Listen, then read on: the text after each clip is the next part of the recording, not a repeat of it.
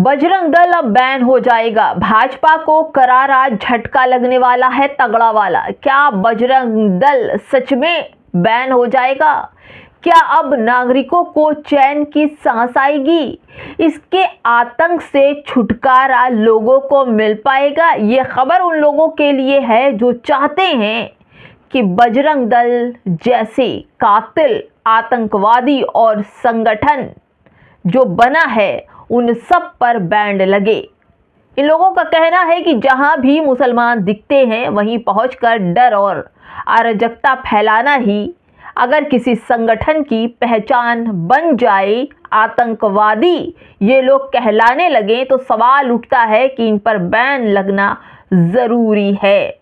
बजरंग दल के नाम पर कानून अपने हाथ में लेना, लोगों को धमकाना, उन्हें गाली गलौज करना, तोड़ फोड़ करना, भीड़ में आतंक फैलाना, पीट पीट कर लोगों को मार देना, ये अब इन लोगों के आम काम हो गया है।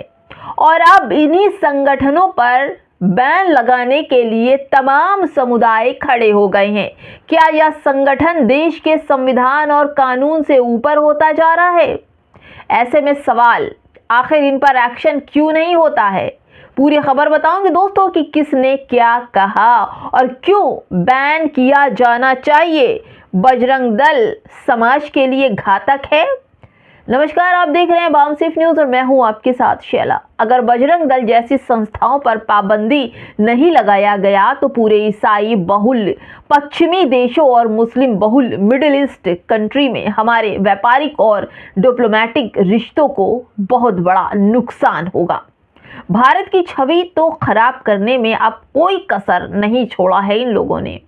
ऐसा लगता है कि कट्टरता का उत्सव चल रहा है। हर जगह मारपीट, उठाव पटक, धार्मिक नारे और तमाम लोगों को पीटना इनका काम है। बजरंग दल समाज के लिए घातक है और इसके घातक आए दिन जो वीडियो आ रहे हैं उससे देखकर आप समझ सकते हैं। बजरंग दल और ऐसे संगठन जो आरएसएस के हैं, उन्होंने दहशत फैलाने के लिए ही बनाया गया है। वे गोलवलकर और विचारधारा पर काम कर रहे हैं। कहीं दहशत पैदा करना हो तो वो करते हैं, मुसलमानों को डराना, दुय्यम दर्जे का आदमी बताते हैं और मुसलमान ये काम करें, ये काम ना करें, और ज़रा सा कुछ हो तो बुलडोज़र लेकर पहुंच जाते, उन्मादी भीड़ पहुंच जाती है, जयसार के नारे लगवाती है। यही सब कुछ तो चल रहा है। इन्हीं सब पर कांग्रेस की एक नेता है डॉक्टर शमा ने कहा कि हमने बहुत दिन पहले देखा था कि बजरंग दल कैसे हाईलाइट हुआ और वो कैसे समाज के अंदर घातक काम करने लगा। उन्होंने कहा कि हमने देखा कि मैं कैसे इस संगठन में हिंसा फैलाते हैं ये लोग।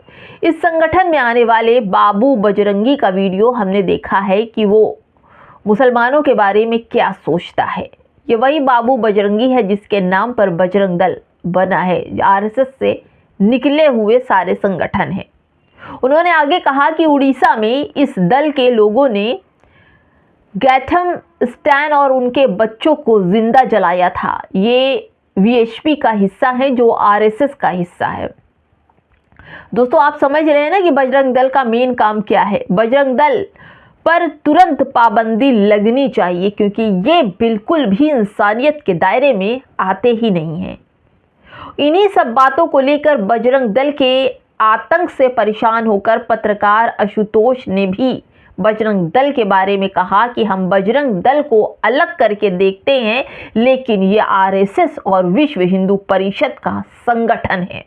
यह हिंदू रक्षा दल पर जो दल है उस पर बैन लगना ही चाहिए। ये हैबिचुअल अफेयर्स है, यानी कि इनकी आदत हो चुकी है लड़ाई झगड़ा, भीड़ तंत्र की ताकत दिखाने की।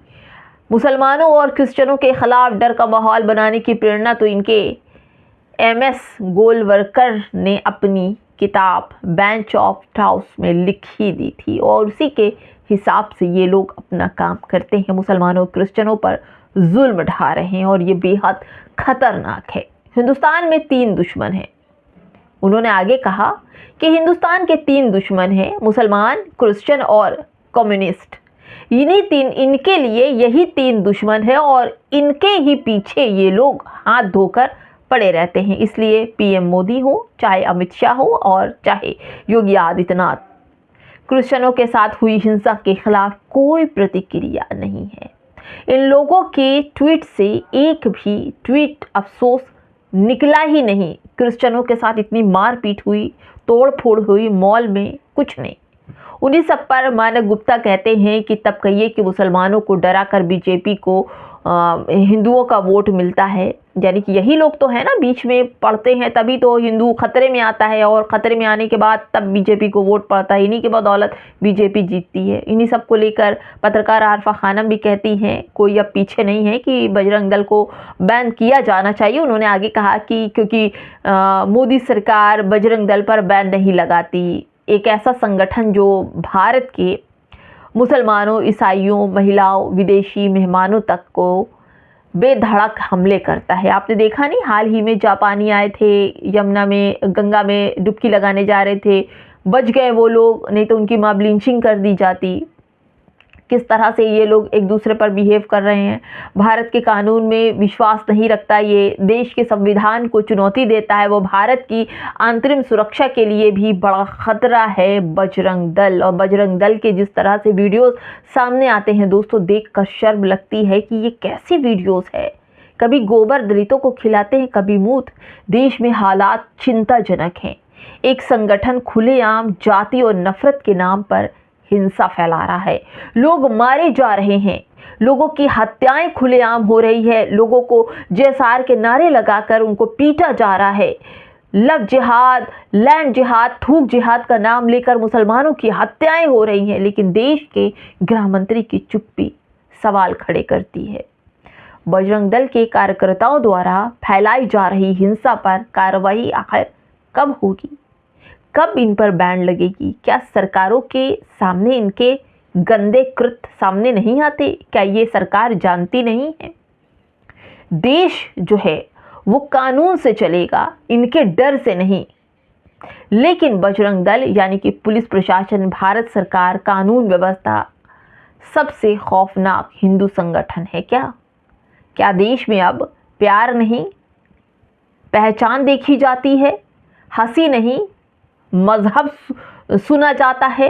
बरेली के एक रेस्टोरेंट में कुछ दिन पहले छात्र जन्मदिन मना रहे थे, लेकिन कोई नशा नहीं था, कोई गलत हरकत नहीं थी। बस 2 मुस्लिम लड़के जो थे उस पार्टी में आए हुए थे। बस इनको ये जलन हो गई कि इस तरह से मोहब्बत का ये लोग पैगाम दे रहे। हिंदू मुसलमान एक कैसे हो सकते हैं?